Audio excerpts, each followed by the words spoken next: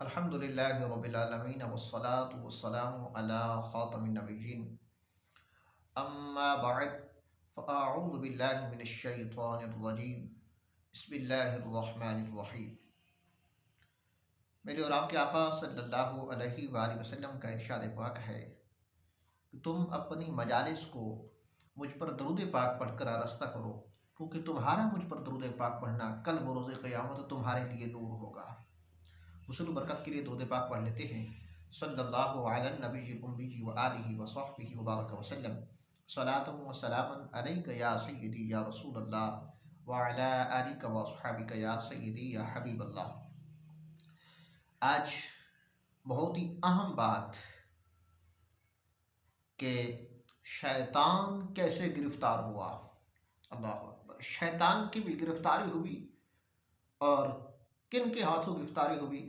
میرے اور آپ کے آقا صلی اللہ علیہ وآلہ وسلم کے ہاتھوں گرفتاری ہوئی۔ کس حالت میں گرفتاری ہوئی؟ یہ بھی قابل توجہ واقعہ ہے، جس کی طرف میری اور آپ کی توجہ کا ہونا ضروری بھی ہے، اور اس سے اٹھنے والے فوائد بھی ہم نے حاصل کرنے ہیں۔ اس روایت کے ذریعے سے حضرت ابو سعید خدری رضی اللہ تعالی عنہ فرماتے ہیں، ان سے حدیث لی گئی ہے۔ آپ فرماتے ہیں آقا صلی اللہ علیہ وآلہ وسلم نے نماز پڑھائی، فجر کی نماز ہے۔ فرمایا میں حضور کے پیچھے تھا۔ آپ صلی اللہ علیہ وسلم نے جب قراءت شروع فرمائی تو آپ قراءت میں آپ کو مشابہ لگ گیا۔ جب آپ کو قراءت کے اندر مشابہ لگا، آپ صلی اللہ علیہ وسلم نے نماز کو کمپلیٹ فرمایا، مکمل فرمایا۔ نماز مکمل فرمانے کے بعد آپ صلی اللہ علیہ وآلہ وسلم نے ارشاد فرمایا کہ کاش کہ تم مجھے اور ابلیس کو دیکھ لیتے۔ اللہ اکبر، کاش تم مجھے اور ابلیس کو دیکھتے۔ فرمایا کہ اسے میں نے اپنے ہاتھ سے پکڑنے کے لیے ہاتھ آگے بڑھایا، میں نے اسے اپنے ہاتھوں سے پکڑنے کے لیے ہاتھ آگے بڑھایا، اور فرمایا کہ لگاتار میں اس کی گردن سے دباتا رہا، یہاں تک کہ اس کے لعاب کی نمی میرے انگوٹھے اور اس کے ساتھ والی انگلی نے محسوس کی۔ اور پھر ارشاد فرمایا اگر میرے بھائی حضرت سلیمان علیہ السلام کی دعا نہ ہوتی تو فرمایا اللہ اکبر، تم ابلیس کو صبح مسجد میں کسی ستون کے ساتھ جکڑی ہوئی حالت میں دیکھتے، اور پھر فرمایا کہ مدینہ طیبہ کے بچے اسے پکڑ کر، اس کی نکیل سے پکڑ کر اسے کھینچتے، اس کے ساتھ کھیلتے۔ اللہ اکبر، اللہ اکبر۔ پھر آگے آپ نے کیا ارشاد فرمایا؟ فرمایا تم میں سے جسے یہ طاقت ہو کہ اس کے اور قبلے کے درمیان کوئی چیز حائل نہ ہو تو اسے چاہیے کہ وہ ایسا کرے۔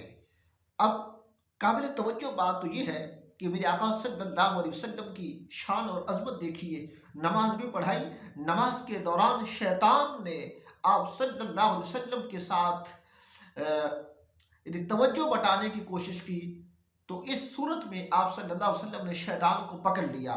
اس میں دو روایتیں ہیں۔ ایک روایت کے مطابق آپ صلی اللہ علیہ وسلم نے ارشاد فرمایا کہ شیطان آگے بڑھا، اس نے اپنے ہاتھوں میں شعلہ آگ کا لیا ہوا تھا، وہ شعلہ آگ کا میری طرف پھینکنا چاہتا تھا، تو اس پر میں نے اللہ کی بارگاہ میں یہ کہا کہ میں اللہ سے تیری پناہ چاہتا ہوں اور تجھ پر میں مکمل لعنت بھیجتا ہوں۔ ایک روایت کے مطابق آپ صلی اللہ علیہ وسلم نے فرمایا کہ میں نے اس طرح 3 بار کیا، وہ شیطان باز نہیں آ رہا تھا، آخر کار اسے میں نے پکڑ لیا۔ اللہ اکبر۔ آپ صلی اللہ علیہ وسلم نے کیا فرمایا؟ میں نے اس شیطان کو پکڑ لیا اور پکڑ کر اسے دبایا، جیسا کہ اس روایت کے مطابق آپ صلی اللہ علیہ وسلم نے ارشاد فرمایا کہ اگر میرے بھائی حضرت سلیمان علیہ السلام کی دعا نہ ہوتی تو میں کیا کرتا؟ فرمایا کہ اسے جگڑ لیتا، مسجد کے کسی ستون کے ساتھ اسے جگڑ لیتا، یہاں تک کہ صبح ہوتی تو شیطان اس حالت میں ہوتا کہ مسجد کے کسی ستون کے ساتھ یہ جکڑا ہوا ہوتا، اور تم دیکھتے اور مدینہ طیبہ کے بچے اسے پکڑ کر نکیل کے ساتھ کھینچتے اور اس کے ساتھ کھیلتے۔ اللہ اکبر۔